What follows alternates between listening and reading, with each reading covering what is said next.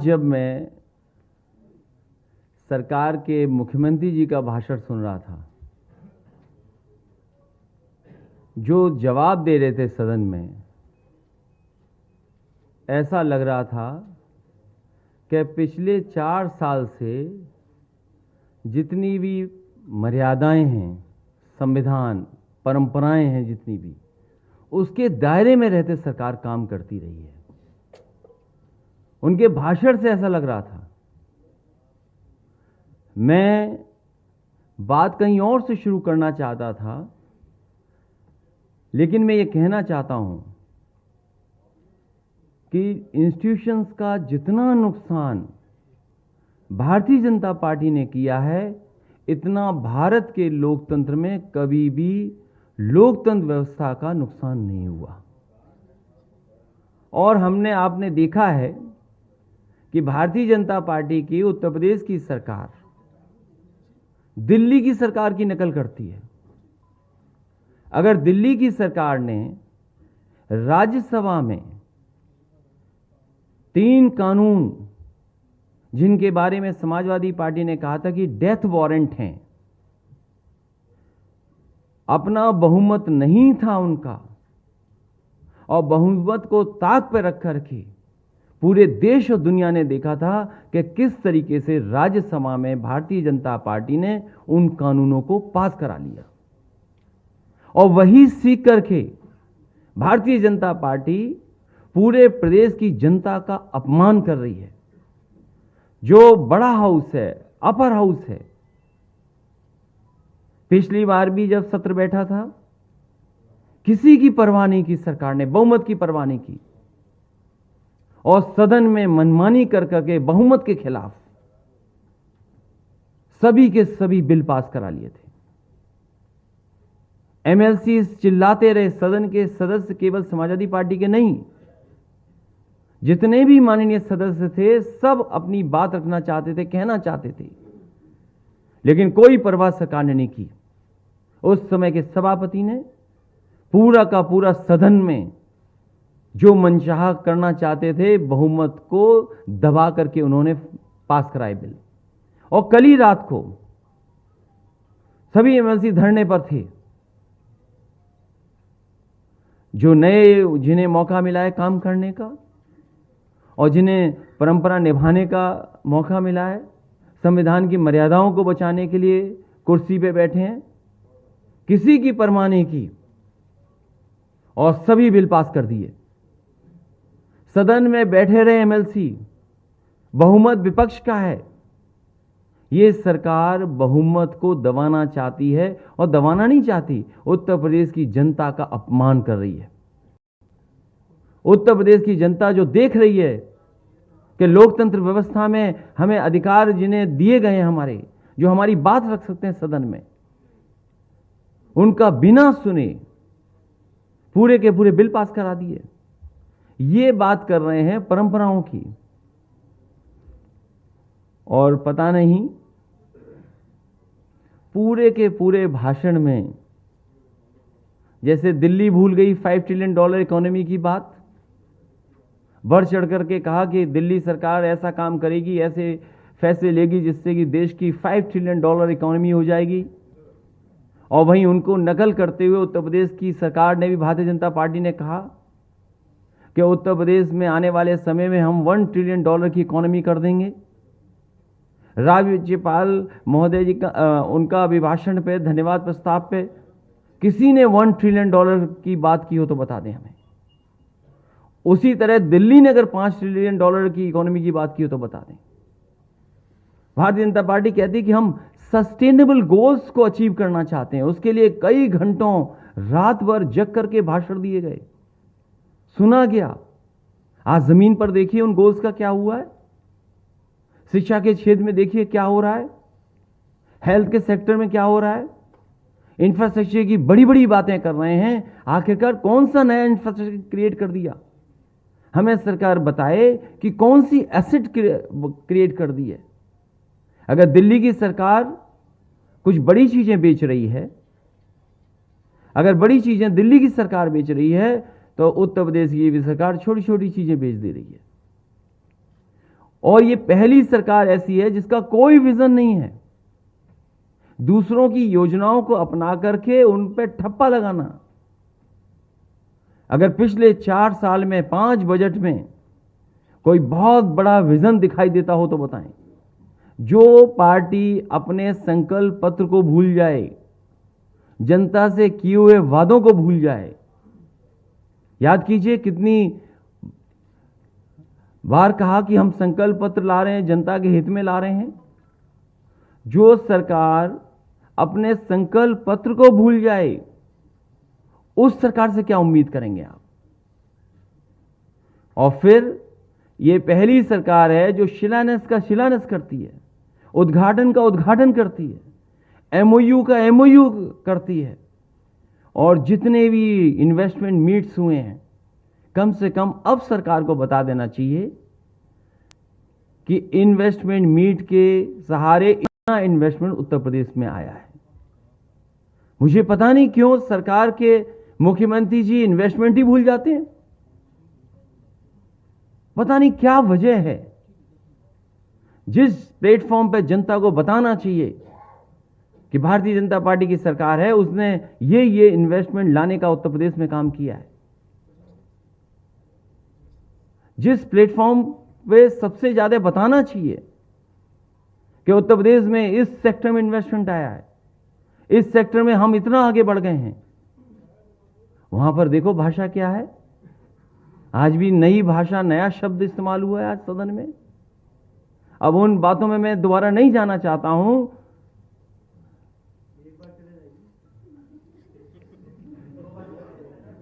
कि जिस तरीके से मुख्यमंत्री जी की भाषा, और क्या भाषा उनकी, आज भी कुछ बहुत अच्छा कहा उन्होंने।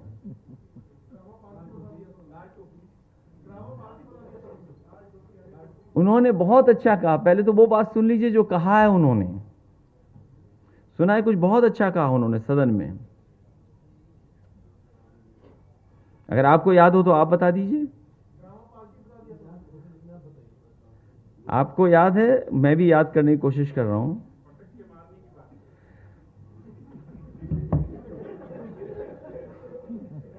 अच्छा हुआ कि मेरा मैसेज खुलने से पहले आपने बता दिया। बताओ, कोई मुख्यमंत्री सदन में जो परंपराओं की बात कर रहे हो, संस्कारों की बात कर रहे हो, और फिर कह रहे हो कि हमारे आप में कटुता नहीं होनी चाहिए सदस्यों के बीच में, हमें एक दूसरे को अपना बताना चाहिए सदन में, वो क्या कह रहे हैं? पटक के मारना चाहिए। बताओ, आप सोचिए। और आप तो जाना मत, टाई पहने हो, टोपी वालों से तो वैसे ही नाराज है, टाई वालों को पता नहीं क्या करेंगे। और नहीं मानते, जरा पूछ लो। इसलिए सोचिए, एक सरकार के सबसे बड़े मुखिया की भाषा क्या है। और फिर इंफ्रास्ट्रक्चर में सबसे बड़ा प्रोजेक्ट है आपके एक्सप्रेसवेज की। मैं सरकार से जानना चाहता हूं, क्या एक्सप्रेसवेज उनके दिए गए हैं? क्या उन्होंने अपने संकल्प पत्र में एक्सप्रेसवे लिखा था? बिजली के सेक्टर में कितना ट्रांसमिशन लाइंस बिछी हैं, कितना डिस्ट्रीब्यूशन पे काम हुआ है, कितना जनरेशन में काम हुआ है। और कम से कम सरकार ये बताए कि उत्तर प्रदेश में जो समाजवादी सरकार में थर्मल प्लांट 660 सुपर क्रिटिकल लगातार लग रहे थे, वो कितने पूरे हो गए हैं। समाजवादी सरकार में हरदोगंज में 660 सुपर क्रिटिकल प्लांट लग रहा था। आपके एटा में 3x660 सुपर क्रिटिकल प्लांट लग रहा था, थर्मल बेस। आपका ललितपुर में लगा, आपके इलाहाबाद में लगा, आपका अंबेडकर नगर में लगा। मैं आपसे जानना चाहता हूं कि क्या वजह है कि मुख्यमंत्री जी के मुंह से पटकना, ठोकना, ये सब तो आता है, लेकिन कभी थर्मल 660 सुपर क्रिटिकल प्लांट की बात क्यों नहीं आती है?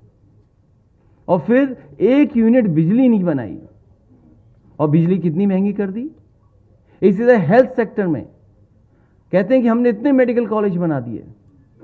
कौन सा मेडिकल कॉलेज बनाई? ये पुरानी योजनाओं को ही आगे बढ़ा रहे हैं।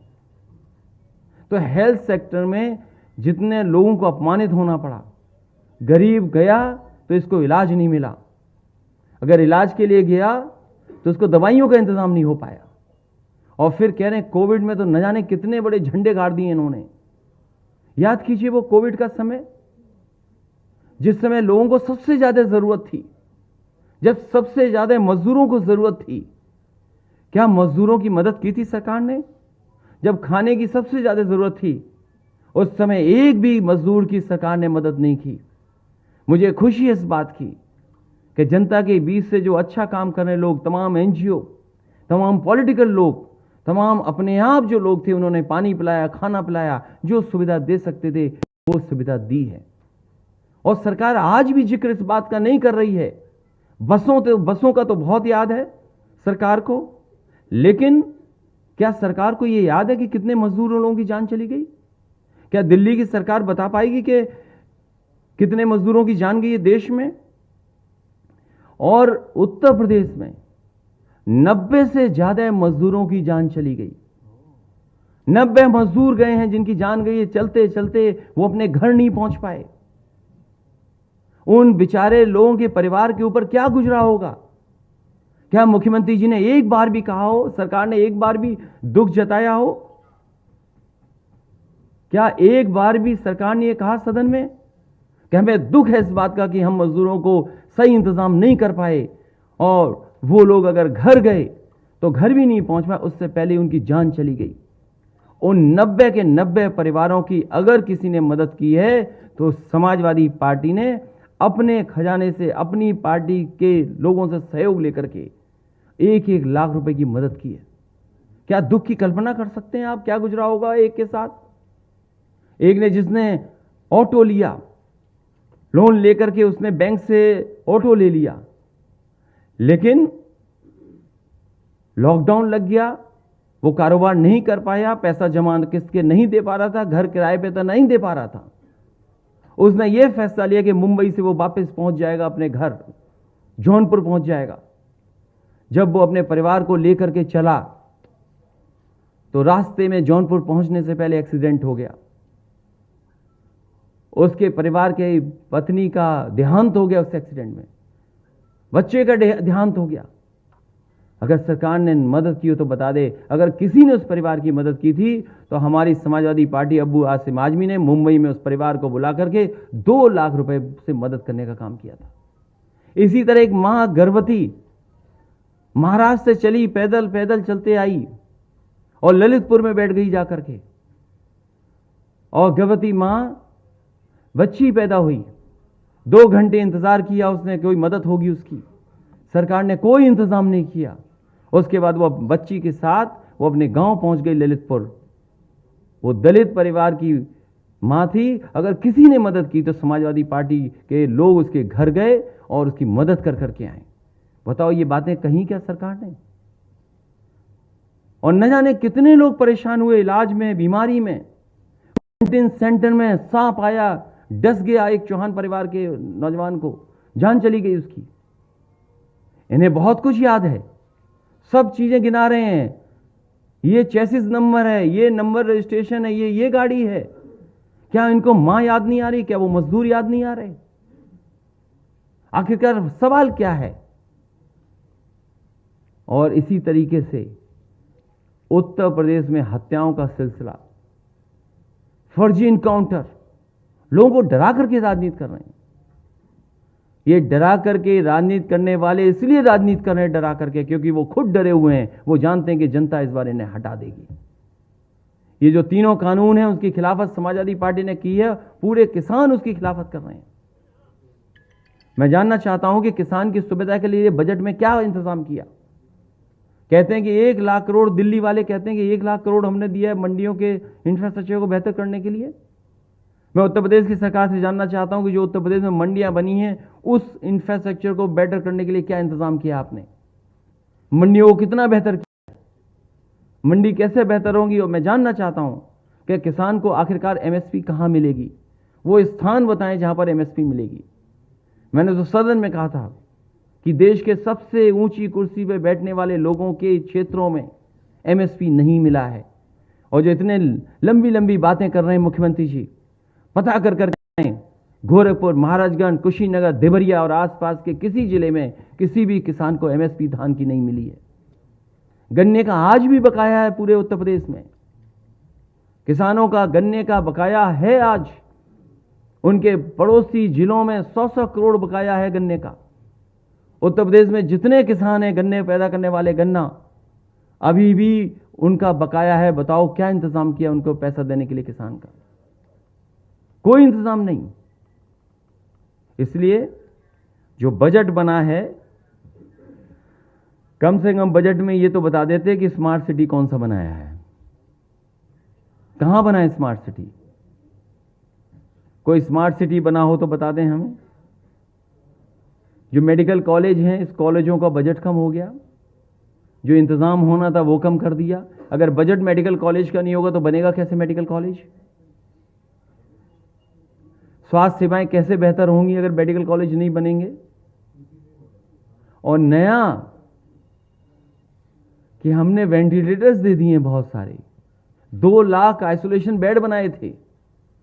गिनती में कितने भी गिन लीजिए, गिनती कितनी भी बता दीजिए। और वो सब बेड बने भी थे तो वो इसलिए बने थे कि पैसा निकाल लिया जाए, इसलिए बेडों की तैयारी हुई थी। और जितने वेंटिलेटर्स दिए गए, जब कोविड का थोड़ा बहुत कम हुआ, जब अस्पतालों में इलाज मिलने लगा, तब जाकर के वेंटिलेटर पहुंचे हैं। और वेंटिलेटर पहुंच भी गए। हम सरकार से जानना चाहते हैं कि कितने वेंटिलेटरों के पैकेट खुल गए हैं। ऐसा तो नहीं है कि टेंडर में देरी हुई हो, उसमें कुछ वजह रही हो टेंडर में, उसके बाद जब पहुंच भी गए हों तो अभी भी डब्बों में बंद हों वेंटिलेटर। वेंटिलेटर डब्बों में बंद है, शायद सरकार के मुख्यमंत्री जी को नहीं पता है।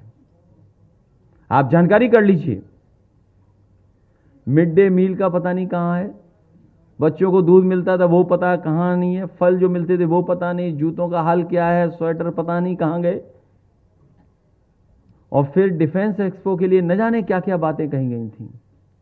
वही रिवर फ्रंट पे शानदार हेलीकॉप्टर उड़ाए गए थे, नई नई तरह की नाव लाई गई थी। और जैसे ही एक्सपो खत्म हो गया वो सब कुछ चला गया नजारा। और एक्सपो के माध्यम से जो इन्वेस्टमेंट आना था वो कहां पर है आज? और जो एमओयू किए गए थे वो कहां है आज? इसलिए ये बजट आखिरी बजट था, ये विदाई बजट था। और अब तो खेल खत्म सरकार का। उत्तर प्रदेश की जनता सोच रही थी कि 5 साल में उनका जीवन बदलेगा। किसान सोच रहा था उसका भाग्य खुल जाएगा, आय दोगुनी हो जाएगी। नौजवान सोच रहा था उसका काम, रोजगार, नौकरी मिल जाएगी। महिलाएं सोच रही थी उनके कुछ आर्थिक स्थिति बेहतर होगी और उनके जीवन में बदलाव आएगा, उन्हें सुरक्षित माहौल मिलेगा। हर एक वर्ग को निराश किया है। मजदूरों को इतना धोखा किसी सरकार ने दिया हो जितना मिला है सरकार ने। इसलिए ये सरकार जाने वाली है। अब जनता विदाई के लिए तैयार है। और अगर एक एक सेक्टर की बात करें तो कोई नया काम नहीं दिखाई देता। सरकार का अपना कोई विजन नहीं है। पुरानी योजनाओं को आगे बढ़ाने की योजना है इस सरकार के पास, और कोई नई योजना नहीं है।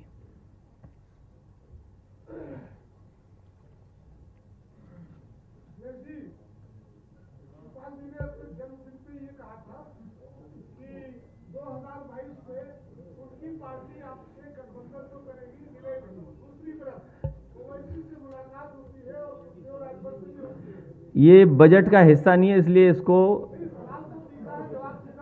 नहीं, ये बजट का हिस्सा नहीं है। बात बजट की है। पहले बजट पे अगर आप पूछ लें कि आपके हाथ में मोबाइल है, इस उत्तर प्रदेश के नौजवानों के हाथ में लैपटॉप मिलना था कि नहीं मिला? सवाल तो ये है कि उत्तर प्रदेश के भारतीय जनता पार्टी के लोगों ने अपने संकल्प पत्र में लिखा था कि लैपटॉप देंगे, डेटा देंगे। आखिरकार लैपटॉप और डेटा कहां है? उन्होंने कहा था हम किसानों के लिए एक राशि तय करेंगे और उनके लिए फिक्स्ड अमाउंट तैयार रखेंगे। एक किसान निधि बनाई जाएगी न जाने कितने हजार करोड़ की। वो आखिरकार निधि कहां है? और मंडियों को बेहतर करने के लिए क्या कोई इंतजाम किया सरकार ने कि नहीं किया? कोई दिन नहीं बचता है जिस दिन उत्तर प्रदेश में कोई न कोई किसान आर्थिक तंगी के कारण आत्महत्या जान न दे रहा हो। महोबा, झांसी, बांदा, ललितपुर और कई हिस्सों में ऐसी खबरें उत्तर प्रदेश में लगातार आ रही हैं। ये आखिरकार सरकार बताए कि किसानों की आर्थिक स्थिति को बेहतर करने के लिए उन्होंने पिछले 5 बजटों में क्या इंतजाम किया था।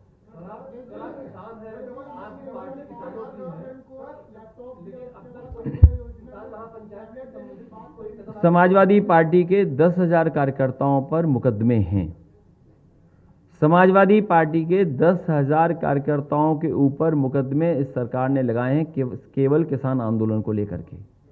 और याद कीजिए, थोड़ी जानकारी आप करिए कि जिस दिन किसान यात्रा के लिए निकलना चाहते थे उस दिन किस तरीके से रात में बैरिकेडिंग की गई। रात को 10 बजे बता दिया गया कोविड की वजह से आपको परमिशन नहीं मिलेगी, और घर के आसपास किस तरीके से लगाई गई सिक्योरिटी आप जानते हैं, उससे बेहतर कोई नहीं समझता है। और लगातार ट्रैक्टर यात्राएं हुई हैं, और आज भी जहां कहीं भी महापंचायत उत्तर प्रदेश में हो रही है, समाजवादी पार्टी के जितने भी हमारे कार्यकर्ता किसान हैं वो शामिल हो रहे हैं लगातार।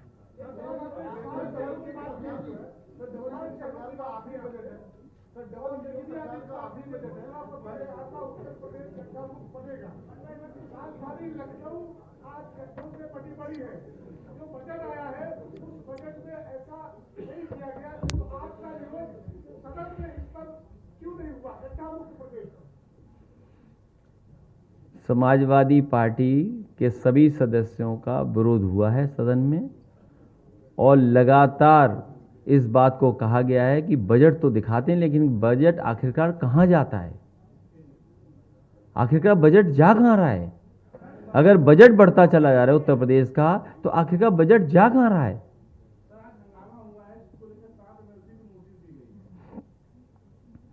इसीलिए मैंने कहा कि भारतीय जनता पार्टी संविधान और जो सदन की परंपरा हैं उनको किसी को नहीं मानती, और उत्तर प्रदेश की जो जनता ने, या जो सदन है जनता का, अपर हाउस जिसे हम बोलते हैं, चुनकर के लोग जाते हैं,